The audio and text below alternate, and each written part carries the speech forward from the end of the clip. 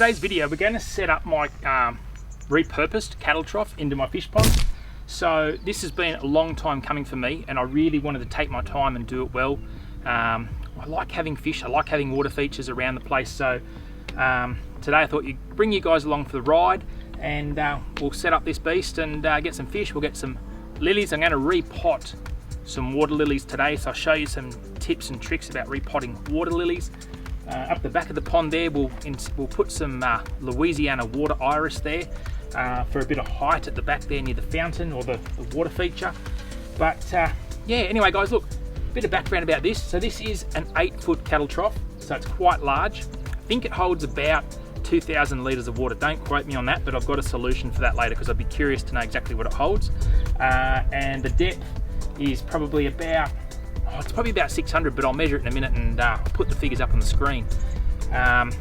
Bring you around, I'll show you some of the things that we've got happening here. So I've got this safety mesh made up. Obviously it's very important around water that no one can sort of, you know, fall in and get drowned or anything like that. We don't want any of that to happen. So I've got this made up out of galvanized steel. I do have some holes cut in it, and I'll show you what's going on there in a minute. Actually, I'll show you that now.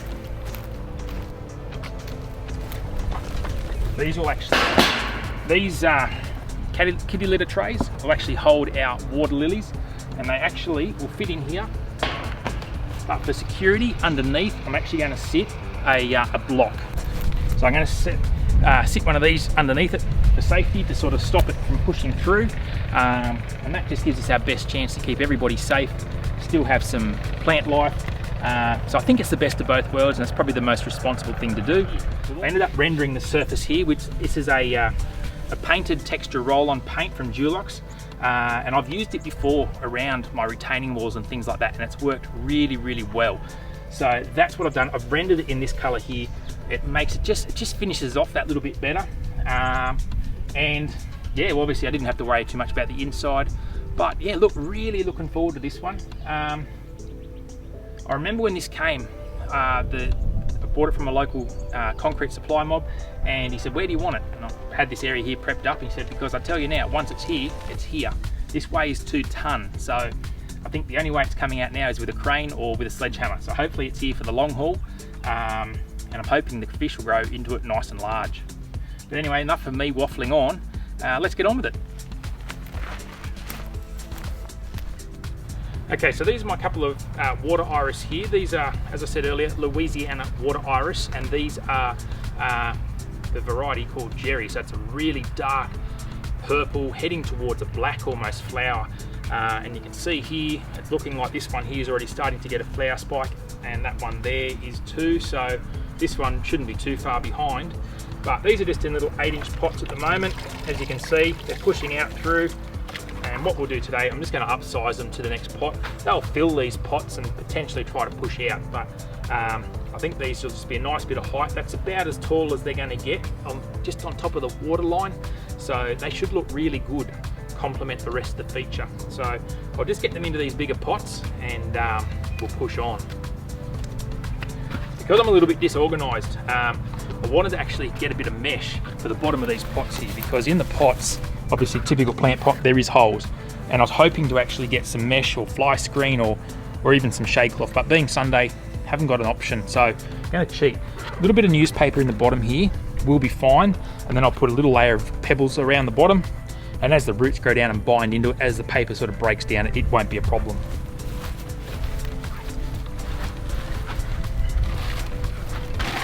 So we'll just line it.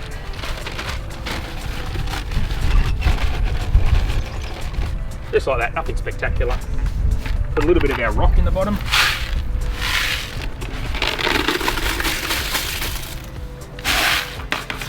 Don't need a huge amount.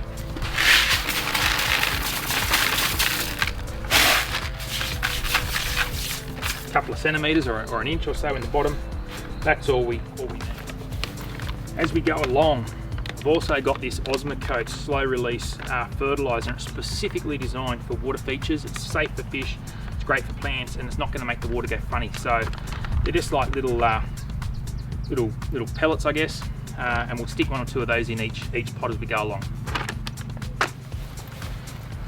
When you're dealing with water plants, particularly lilies and stuff like that, they want a heavier sort of soil. So I've actually got some garden soil here, really heavy sort of clay stuff, and that's what these guys actually prefer. They don't necessarily want to grow in really light sandy stuff. They like it a bit heavy. So that's what I'm using here today. So I'll put a bit in here, put the plant in, and we'll fill around, and then we'll put more rocks on top. That's just going to keep the koi or the fish, there's some goldfish, there's some koi going there, it's going to keep them out because they like to root around in the mud. It's just going to sort of eliminate a bit of that as well, keep the water cleaner for longer.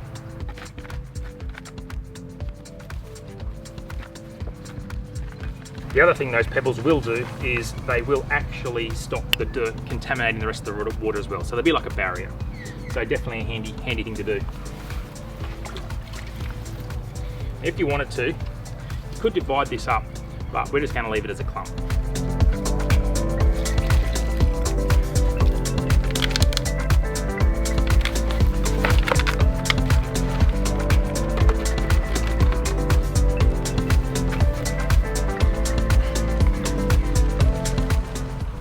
I reckon that's about right.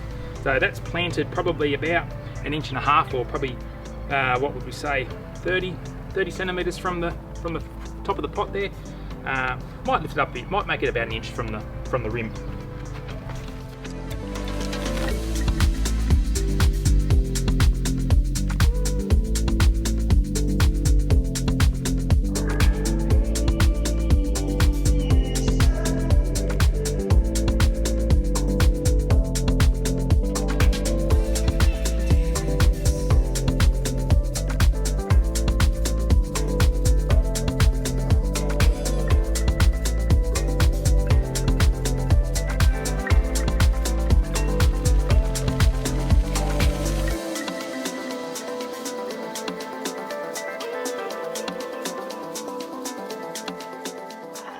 We'll just push him down. They push down into the soil.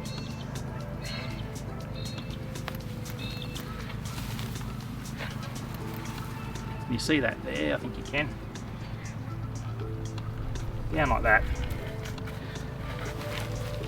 And then I'm just going to backfill.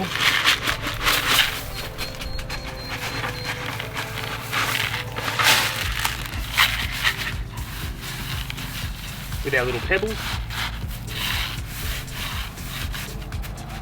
Now this is growing a bit funny because it was growing in a shady spot and it's growing out towards the light. Once this goes in the pond, I can position it in such a way that this is not going to be noticeable and it will straighten up in no time at all.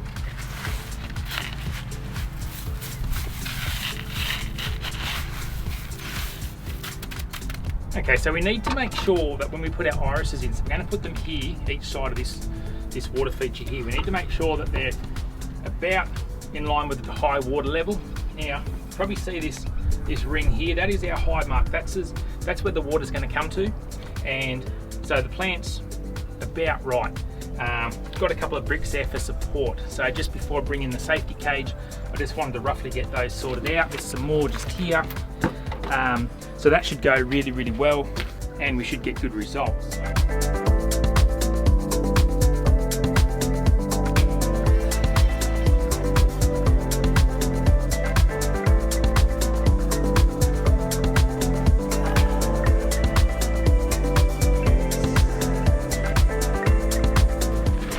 Righto, so I've repurposed some old terracotta wine bottle holders, and they actually fit perfectly. So that's going to still provide some security, and we can still get our lilies in here and they'll be happy and healthy.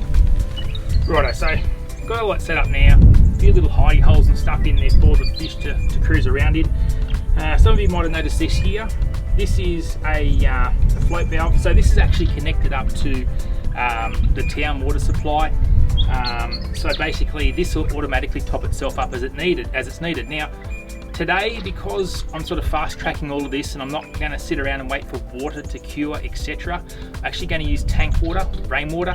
So basically once the water's in there, it'll be perfect for the fish to go straight into. There's no need to do anything to it in way of treatments. And that's just going to speed the process up today. And as time goes on and this needs to self-top up, the little bits of town water that's going to come into this are not going to affect the pond or the balance of the water in any way, shape or form. So little time-saving idea there, so I can be rest assured that it's not gonna, you know, the level's not gonna drop or do anything silly. It's just gonna keep it topped up nicely.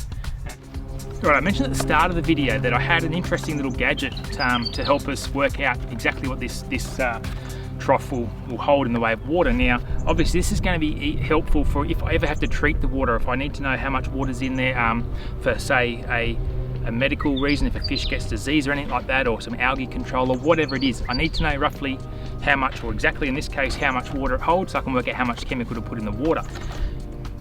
Now, I've been a fan of Gardena products for a long time, there's no secret about that. And these guys have actually sent to me a really awesome little gadget. Now this here, you can use this a couple of different ways. This is a flow meter, digital flow meter, so you can either click it straight onto your tap, so it works at the end of the tap, or you can use it at the end of the hose, so if you've got, you know, if you're hand watering something and you want to know what you're putting out. I think this is a great idea. I reckon this is really awesome. Even if you're putting things down, so say you're using, for example, let's just say you're using one of the hose-on sea salt bottles and you're putting out the wetter soil, or the soil surfactant, or the whatever it is it might be, and you often see on the label, oh, you know, use so much water. Well, this sort of gives you that. It sort of tells you what that amount's going to be. So if you're over your lawn, you've used, let's say, 150 litres of water, then you know, hey, I've actually applied that correctly. So go and check one out. I'm going to try it out now. I'm just going to plug it into the tap where the tank is, and we'll just see how we go, how much water goes in this trough. I'll put a link in the comments below. And I'll put a closer picture up on the screen as well. But yeah, curious and keen to try this out.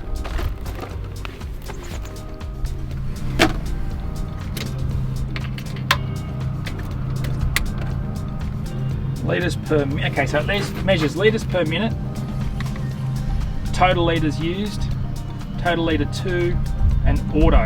So not exact. Oh yeah, litres. So you can also measure litres per minute. You can also measure flow rate. So that's pretty cool.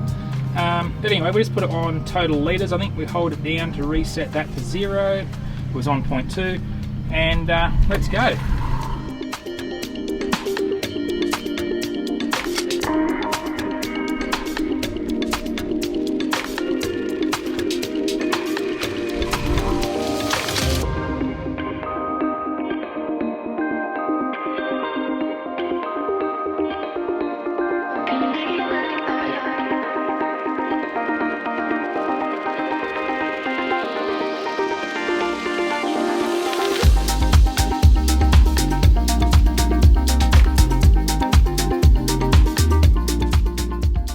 I may still yet rig up something a little different with that there. I'm not really liking what I'm seeing, but it'll get me out of trouble today. As I said, all the hardware shops are shut here on Sunday, so we'll put up with it for now, and I might fine tune it a little bit later on.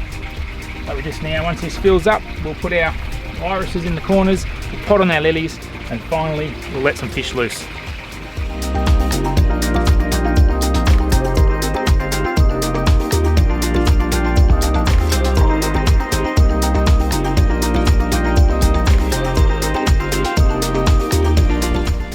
Okay, so when we're repotting water lilies, we do this a little bit differently. You can see here how this pot has really bowed out, a bit like the shape of a jug. And that's because this plant, I guess, it sort of grows a little bit like buffalo in the sense that it's all surface, it's like a surface runner, in this case a rhizome, I suppose, to be fair. But it grows across the bottom in a direction. So when this was put in the pot originally, it probably would have been put here, and it's traveled its way across, pushing its way through. Now, if this here doesn't actually get out of the pot and curls down to the bottom, it'll actually kill the plant. So what we're going to do, the reason we've got these shallow trays, is we'll pull these out now, and we'll plant it at the back of the pot, and you can see that over time the plant will actually travel till it gets to the end of the pot. Then we need to repot it once again. So that's what we're going to do. I'm going to put 2 in each tray, so that gives me 4 lilies, and that's what we'll do now. So we'll pop him out of this pot. We'll put him into this one. It's not about the depth with these, it's about the room that's got to grow across. So as you can see there, he's ready to be repotted. So yeah, don't be fooled into thinking it needs deep round pots or anything like that. That is true for tropical lilies, but these hardy lilies, or these most common ones around here, this is what you need, a little shallow tray, and along she'll go.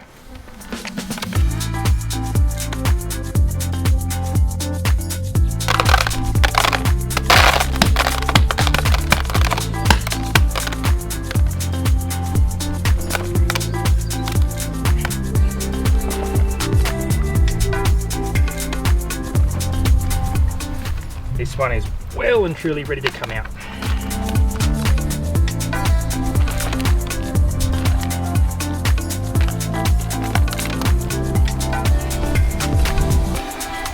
Probably remove a lot of this stuff here at the back. You can see the original rhizome right there where it's broken off. It's finished doing its thing there.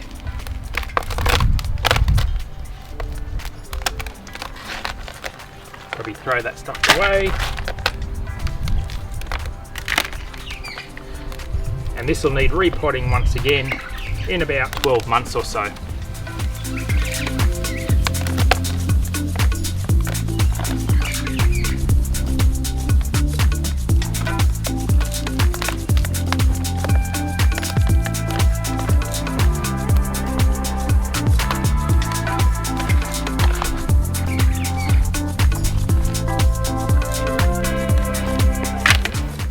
Once again, we want that heavy soil. We don't want any sand, we don't want any gravel. There's a bit of gravel here from the pond, but that's not actually the preferred planting medium. And this one is really ready to go. Getting in as far as I can. And we've got, see here, it's going to travel this way across to the end. We've got a couple of flowers here, so they should come up in the very near future. I've got a secondary plant here. I could nearly harvest that if I wanted to. At this point in time I won't, I'll just leave it, but maybe next time round, who knows. There's a few little young ones on this plant. Get its little pads out of the way. We want to keep those moist as possible as well. We don't want them getting too dry. That's the other reason why I waited now. I want these to go pretty much straight into that pond and get themselves wet again. But if that's not the case, I'll just keep them in the shade. Pop him there like that. Same with this one. So we're going to have a red one and a yellowy sort of one. So they should work well together.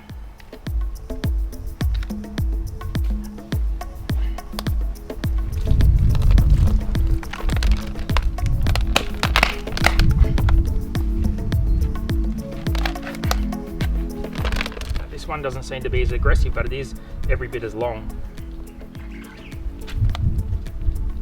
So this part of the rhizome is all finished. So this one here, you can see it started there and it's travelled across the pot. So technically could remove all of this bit here. It's all finished. And there's little baby ones there growing, but yeah, I'll break off this around and it'll root into the new ground pretty quick. Got lots of flowers here, nice yellow bloom, and 1, 2, 3 on the way.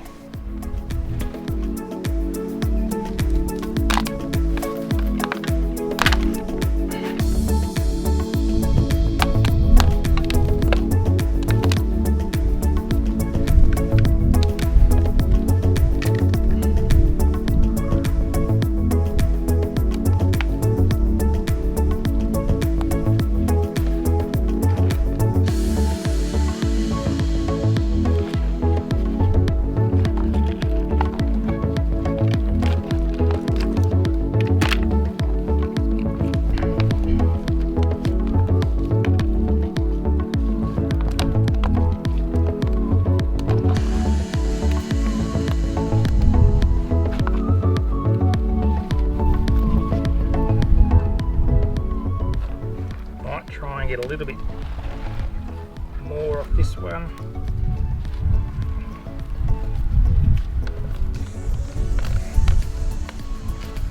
There's another little baby one. I could probably transplant him. I'll put him off to the side for a minute.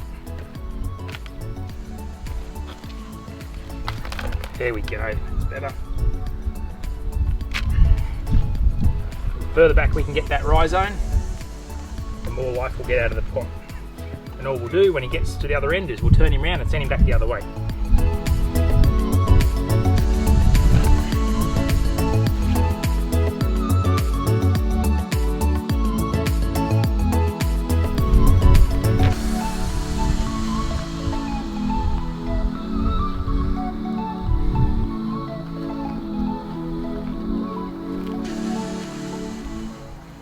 So we've got to make sure as we plant them this way, we've got to make sure that we keep the rhizome on the up, so he's actually pointing up as he goes along. We don't want to point him down or anything like that.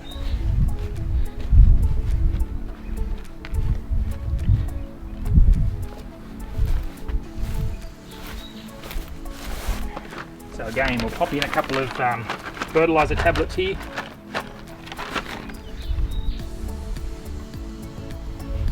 Give him a nice little head start. Put another one further up here as he gets towards the end.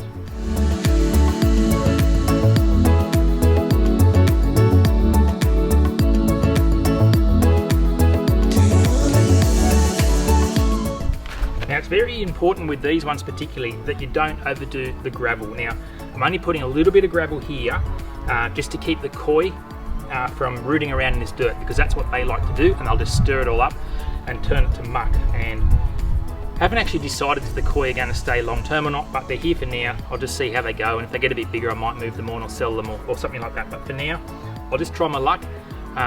It's going to be nearly impossible to catch them once they're in there when they're so little and so quick, but I'll do my best. I'll do my best.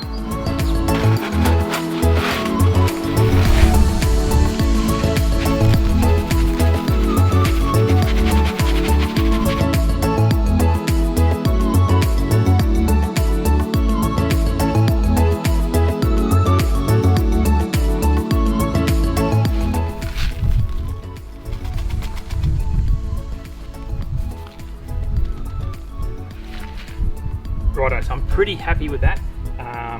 So we'll just put him now in the pond and he'll be right to go.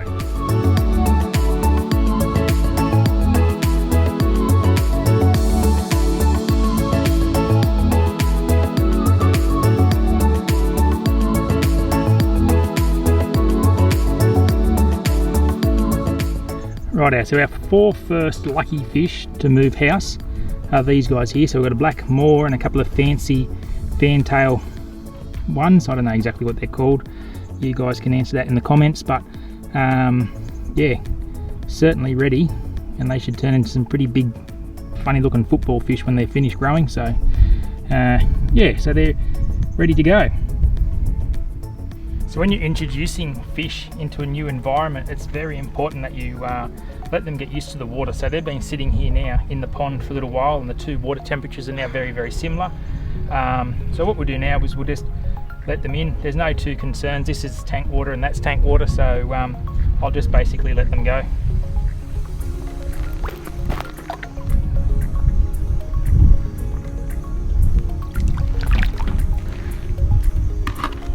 And they are not going to know what hit them. So much room to explore, they'll be lost. Righto, so the next ones we've got here are basically, we've just got ourselves some standard fantails, various sizes there. My favourite one's probably the white one, white with red at the bottom there. Once again, we can tip these guys pretty much straight in. They've been acclimatising now for a little while, and they'll happily go into their new home.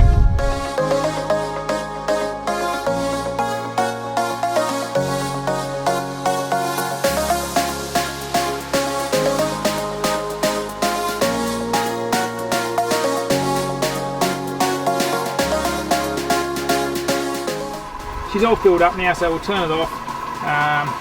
Pretty close to the money. They told me to hold 2,000 litres. We're at 1,940, and there's probably still a couple of inches to go if you wanted to fill it right up. So this here's a really cool little gadget. Anyway, we'll get back to the pond. We've still got to turn on that fountain too and see how it's going, and check in on the fish.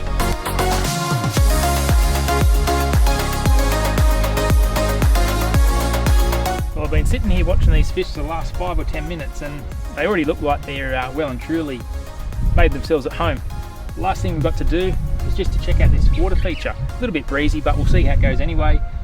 Just should put a nice finishing touch on this project that's sort of taken a fair bit of time to come around. So let's switch it on.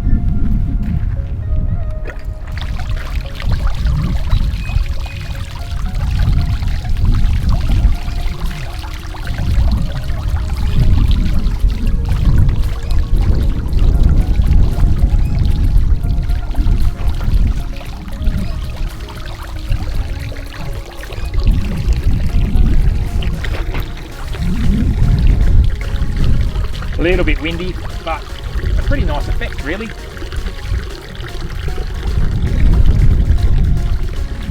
Anyway guys, look, I hope you've enjoyed today's episode. Have a fantastic weekend. We'll catch you here next time on the Aussie Lawn.